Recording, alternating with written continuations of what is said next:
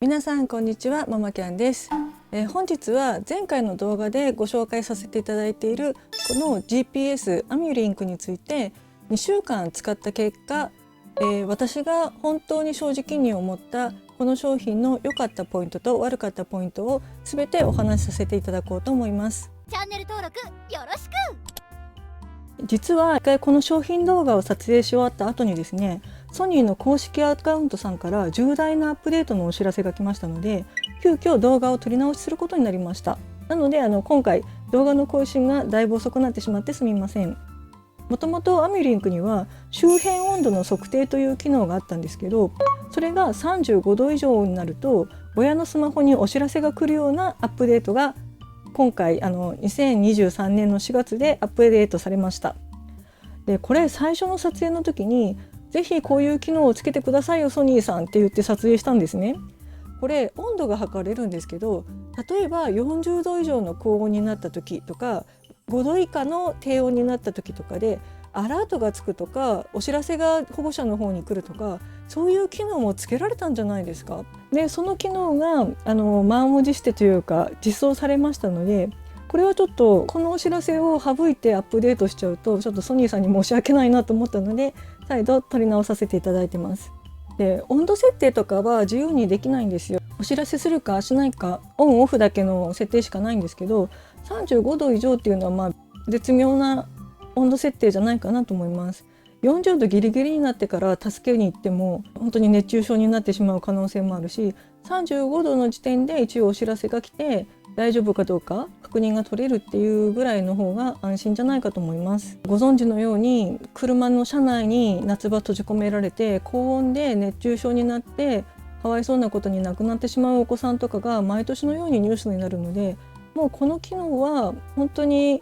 他の GPS にはないアミュリンクさんだけの機能になるので、ぜひいろんな GPS をお選びいただいている親御さんがいらっしゃるんだったら、温度のお知らせ機能がついたっていうのは一つ大きな安全材料じゃないかなと思います。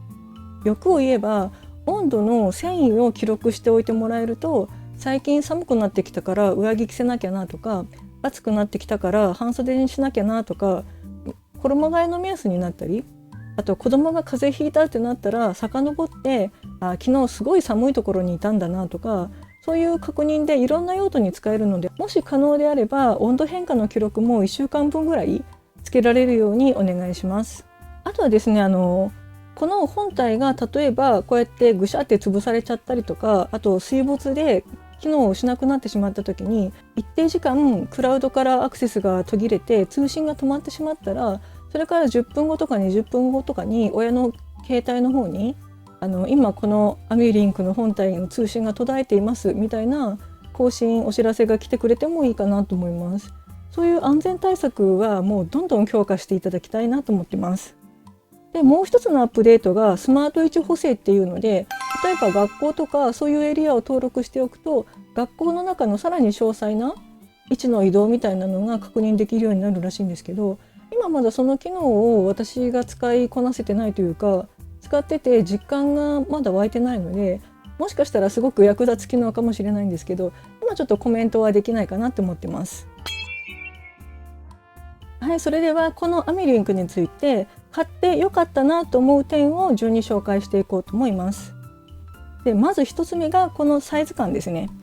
でトーク機能付きの見回り GPS っていうのは、これともう一つボットトークっていうのと2種類の機数が販売されてるんですね。でこのアミュリンクのサイズっていうのは 60mm×26mm×12.3mm で重さが 23.7g に対して、ボットトークは5センチの四角に、あと厚みが2センチで重さが 50g で、大体ですけど倍ぐらいのサイズあります。で 3D ソフトを使って確認してみると、このくらいのサイズ感違いますよっていうのを視覚的に見えるかと思うんですけど、大体半分ぐらいですね。で現在発売されている見守り GPS の中ではこのアミュリンクさんが最軽量最小クラスということで、一番ちっちゃいサイズになると思うんです。でこれよりも小さいものっていうとBluetooth だけに反応する Apple の AirTag みたいなああいう商品があるんですよ。街中だけだったら十分役に立つと思うから、あれを見守り GPS 代わりに実際使われてらっしゃる方もいらっしゃると思うんですけど、私が住んでるような田舎とか、例えば週末にうちはよくアウトドアに行くんですけど、Apple ユーザーなんか誰もいないような無人エリアによく行く人にとっては Bluetooth だけの機能の Apple タグっていうのはちょっと使えないかなって感じなんですね。でこれはちゃんとGPS で、LTE ドコモかなの回線が使えるので、一応山の中とか、田舎で他に誰もいないような無人のエリアに迷い込んでしまってもちゃんと拾ってくれると思うので、子どもの見守りには安心な商品じゃないかなと思います。軽くボットトークとの比較を説明しておきますと、ボットトークちょっとこれの倍ぐらいのサイズがあるって言ったんですけど、その代わりなんですけど充電はすごく長持ちするんですね。これは最長普通に使ってたら1週間に1回充電必要なんですけど、ボットトークはそれが2週間から1ヶ月といってだいぶ長期間充電しなくてもいいので、充電がめんどくさいわ、忘れがちだわっていう人はちょっと大きくなるんですけど、ボットトークの方が向いてるかもしれないです。トーク機能のオンオフで値段設定が2段階に切り替えできるっていうのがボットトークさんのすごく羨ましいところで、こっちのアミリンクの方はもう月々750円固定なんですね。で正直750円は結構ギリギリ高い気もします。保険料と考えると月々750円は使えばそんなでもないかなって思うんですけど、月々500円にはしておいてほしかったなって思いますね。家と学校の往復だけしかしない週とかって別にトーク機能使わないじゃないですか。でそういう時の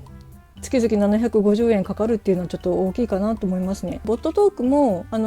いい商品だっていうレビューが多いので、このソニーさんのアミューリンクかボットトークかどっちもトーク機能がついていて、でそれぞれ良さもあると思いますので、お好きな方をお選びいただければいいんじゃないかなと思うんですけど、このアミューリンク独自の良さっていうのは冒頭にも説明したような温度検知機能で35度以上でお知らせが来るっていう通知機能があるっていうのが一つ大きいです。あと2つ目、やっぱりこのサイズとこの軽さであることによってしかできないっていう使い方があるんですね。でそれがこういうリストポーチって言って、で手首に装着するリストバンドみたいなののポーチになってるやつです。でアミューリンクをこうやってリストポーチに入れて子供の腕に巻いておけば、例えば週末公園に遊びに行ったりとかするのに、カバンとか首から下げるカバンとかボディバッグとかって子供が遊ぶのにはちょっと邪魔なんですよね。引っかかったりするんですけど、このリストバンドぐらいだったら邪魔にならずにつけておけます。で実際に子供がリストバンドにつけている様子の動画とか写真とかも今ちょっとこんな感じでやってますよっていうのを見ていただきたいんですけど、こんな感じですって。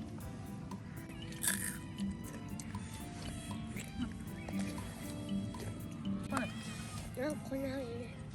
あとで今度は晩ご飯もはや、店で食べない？ちょっと贅沢が過ぎる。じゃあどっか行ったら晩ご飯食べよう。お腹空いてるの？おやつでいいんじゃない？おやつで。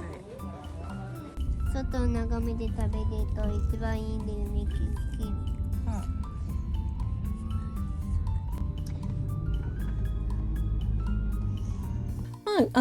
そんなに重さもほとんど感じないので邪魔にはならないし、そこまで引っかかりやすくもないので、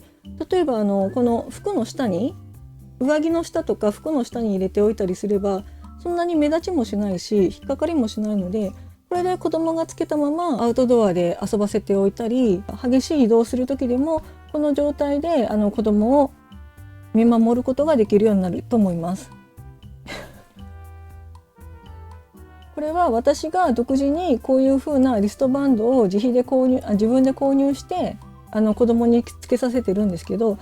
例えばアップルのエアタグだったらもう子供の腕に巻くリストバンドで時計みたいになるやつがすでに既製品で売ってるんですね。で子供のちゃんと腕のサイズにあったりカラーもいろいろ目立つような可愛らしい色使いのものっていうのがいっぱい出るんですけど、アミューリンクさんもぜひこういう商品を開発して販売してほしいなっていうのが思います。これやっぱり大人用なのでちょっとだけ大きいんですよね。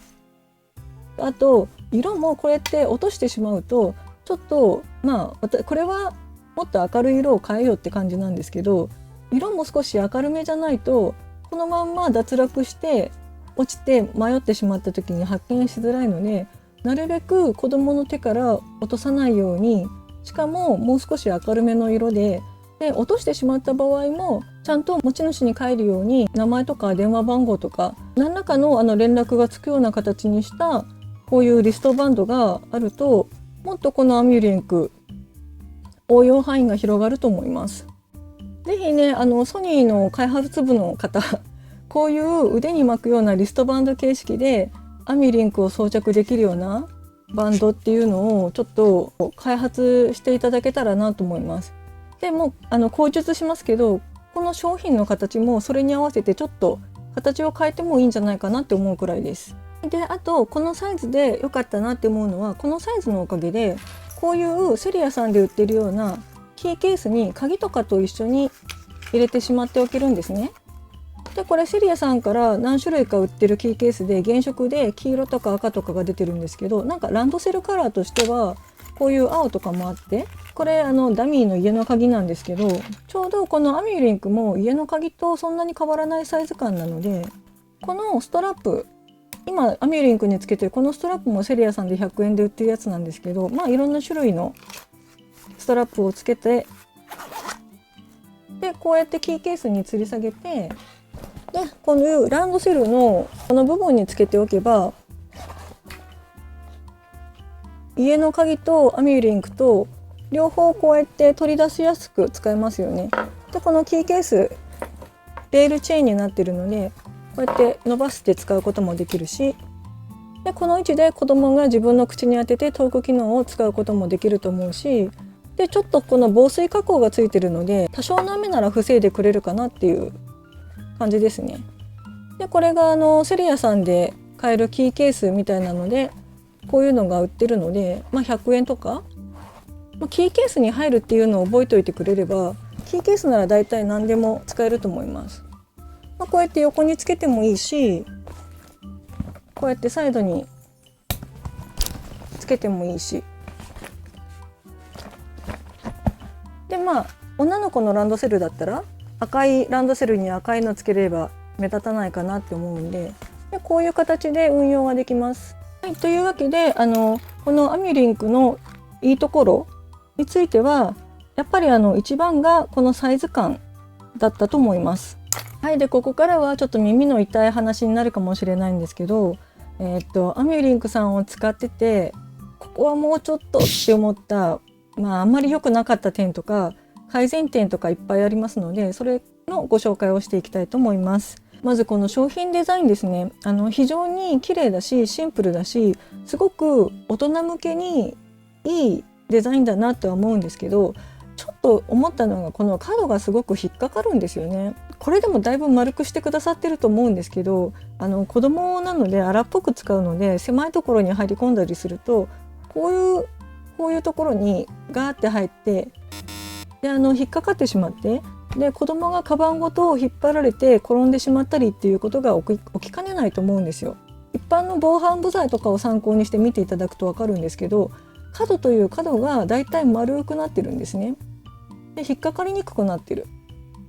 引っかかるは引っかかると思うんですけど、それでもちょっとつるって滑るようにできてるんですけど、これはここの部分真っ平らだし角も直角なので、何かにぶつかった時に取れないっていう可能性があるんですよね。だから商品デザインについてはまず角をもうちょっと丸めてほしかったなって思います。これがソニーブランドというかソニーデザインだって言われればそれまでなんですけど、やっぱりデザイン性よりも安全性の方が親は重視して考えてるので、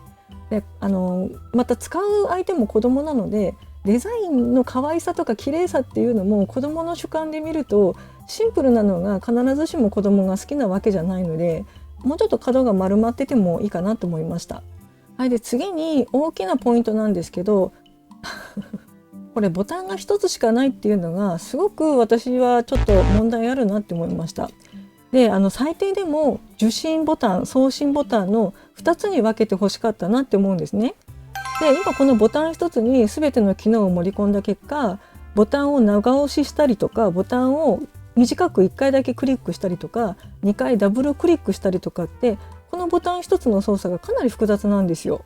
大人の私でも覚えづらいのに、子供が一生懸命は覚えてはくれるんですけど、なかなかその操作を全部理解するっていうのは難しかったんですね。で例えば送信ボタン受信ボタンを2つ分けて、でボタンの形が違うとか、ボタンの形状にちょっと点字みたいに差をつけてもらったら、どっち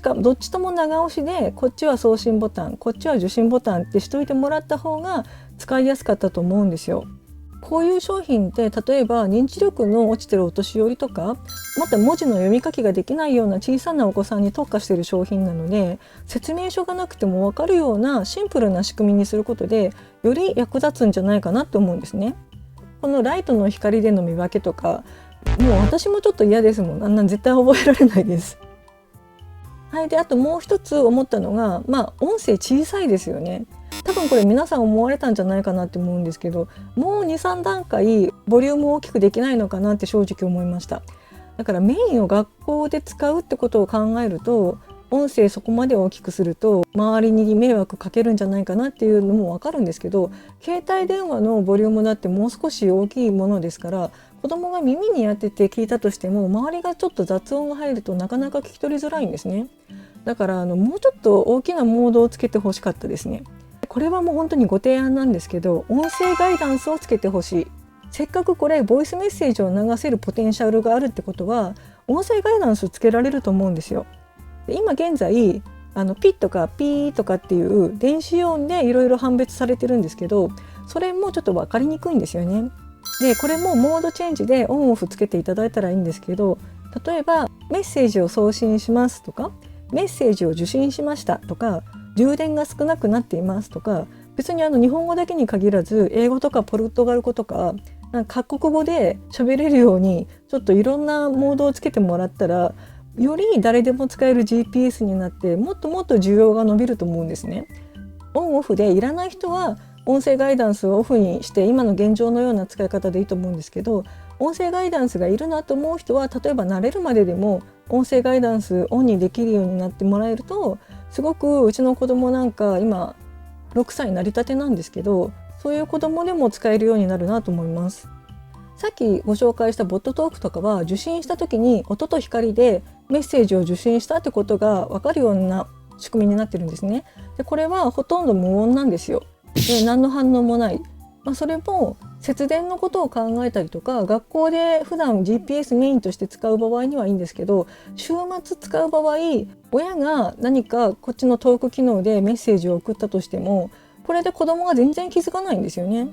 なのでそれもやっぱり週末モードみたいなのをつけてほしくて、週末モードだったらメッセージを受信した時にメッセージを受信しましたって言ってピカピカ光ってくれるとか、そうやって子供に分かるようにしてほしいんですよ。ソニーさんの技術力でもこの商品のポテンシャルがあるんだったら、もうあと一歩でそのくらいに進化させられるんじゃないかなって思うので、ぜひぜひ開発の方にはちょっとご一考いただきたいなと思います。あとはスマホアプリとの連携なんですけど、連携自体は非常にスムーズでよく出てるんですけど、ちょっと通知が弱いなって思いました。っていうのも、通知お知らせだけに入るんですけど、そのお知らせって次々流れていっちゃって保存機能もないし、でアプリのアイコンにバッジみたいなマークもつかないので、スマホを開いた時に新しい更新になってるかどうかっていうのがちょっと分かりづらいんですよね。でお知らせを忙しいと見逃しちゃったりとか、あと確認をし忘れるっていうので、子供からメッセージが来てても見逃しちゃうっていう可能性があるので、これはもう次のアップデートでもお知らせ機能の強化ってもう少しつけてほしいなと思います。もっとこの商品の商品紹介についてきちんと説明してほしかったなって思うのは、この商品いつでも解約できますって書いてあるんですよ。いつでも解約できていつでも契約できるのかなって私は思ってたんですね。違うんですよ。一回この本体を QR コードで登録して解約してしまうと、この本体はもう二度と使えなくなっちゃうんですよ。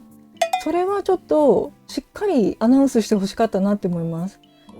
解約すると端末は使用ができなくなり、再び使用したい場合は新しく端末を購入する必要がありますって出るので、ちょっとこれはあれですね、注意ですね。だから1回買って契約しちゃうと、この期間解約して使わなくしますよ、でまた再開しますよっていうのができないみたいです。例えば私なんかだと夏休みの期間だけとか旅行の期間だけ GPS を使いたいなって、普段はそこまで必要じゃないなっていう人もいると思うんですね。だから今年は7月から8月の間だけ契約しようとか、そういうニーズにも使えるのかなって一瞬思ってしまったんですけど、これ1回契約して月々750円で払い始めてしまうと、解約と同時にこの本体も使い捨てで復帰できなくなっちゃうんですね。だから設定とかもまたやり直しになっちゃう。これはちょっとね、この状態だと私の周りにはあんまりおすすめできないかなって思ってしまいましたね。やっぱり例えば使わない期間月々100円に落として、で GPS 機能も剥奪でもいいんですけど、何らかの対応措置が欲しかったです。でこれせっかくいい商品で精密機械なのにポイ捨てってもったいなくないですかって思ったんですね。せめてリサイクルができるとかせめてどこかに送り先があってでリサイクルしてくれるとか、なんかそういう救済措置が欲しかったですね。この商品説明にはいつでも解約できますしか書いてなくて、再契約はできませんみたいな説明が弱かったものなので、正直これ私はちょっと騙された感があります。月々750円って保険料として考えますけど、それでも決して安くはないんですよね。やっぱり GPS で主流って500円前後なんですよ。その中で750円っていうのは約 1.5 倍の金額するんですね。トーク機能があるとはいえ。でトーク機能って言ってもやっぱり週末ぐらいしか使わなくて、平日はほとんど使わないんですよ。だからボットトークさんの機能がトーク機能をオフにして安くできるっていうのは、そこら辺すごく非常におすすめです。このソニーさんのアミュリンクは小さくってで軽量でいい点もいっぱいあるんですけど、750円っていうのはちょっとお高い設定にはなってるんで、もうちょっとお金払えば小さい小型の携帯、キッズ携帯とか契約できちゃうような金額になるので、もう少し契約とか金額の設定が重要になっているのであれば、もう中学生ぐらいになるまではアミュリンクだけ持たせていこうかなっていう親御さんも増えると思うんですね。なのでちょっとここは本当に見直してほしいなって思うところでした。エリア設定を大きめに設定しておかないと、そのエリアに入りましたよっていう通知がギリギリで入らないことがあるので、ちょっとエリア通知は大きめにしといた方がいいと思います。よく行くエリア表示とかスポットの通知とかっていうのができるんですけど、ここで今自宅とか保育園とか、あとだるまちゃん広場とかよく行くポイントっていうのができるんですね。で最大10件まで登録できるんですけど、はい、それで一つご注意なんですけど、この間モノカラさんのスタジオからだるまちゃん広場に行って帰ってくる時に、だるまちゃん広場に着いたらアラームが鳴るようにと思って設定したはずなんですよ。でも鳴らなかったんですね。よくよく見たらこの輪が十分に公園を終えてなくて、その端っこの方で駅帰りしちゃったので、これでだるまちゃん公園に着きましたよっていうお知らせが来なかったんですよ。これ結構実験してみて分かってよかったなと思うんですけど、公園全体的にもっと覆わなきゃダメだなと。このだるまちゃん広場の公園のポイントがすごいギリギリにしてたんですね。これはあんまり良くなかったなと思って、はい、でこのだるまちゃん広場公園を登録するときに、こうやってこのくらい公園の全体を覆うぐらい大きめの輪っかにしておいた方がちゃんとポイントに来ましたよっていう。でさっきみたいに輪っかが本当にギリギリでちっちゃかったりすると、本当にだるまちゃん公園にいたとしても反応しないっていうようなことがあるので、もう登録するときはなるべくちょっと輪っかを大きめにしておくっていうのをおすすめします。あと意外と更新が遅い時がありますね。この商品は省エネ機能がついてるので、あんまり揺らさないと位置情報を送信しないようになってるらしいんですよ。なので最終更新が1時間とか2時間前っていうこともたまに起きるので、そういう更新がなかなかされないっていうのもちょっとご注意ポイントです。でその代わりよく動く時とかよく使う時はもう充電の減りも早かったりするんで、あと1回あったんですけど、ユーザーが急激に増えた時に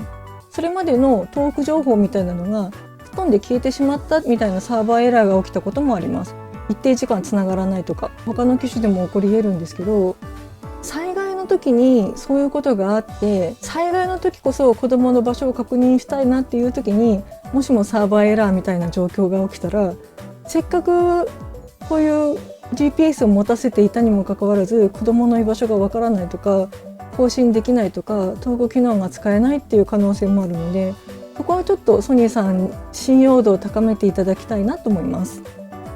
であとうちのスマホちょっと古かったので、古いとアップデートに対応しないとか、既存の機能が使えないとかっていう可能性もあったので、お使いになっているスマホの対応もきちんと調べておいてください。はい、それでは、後半はこの商品のご購入を検討されている方に向けた開封レビューと初期設定について詳しくご紹介していきたいと思います。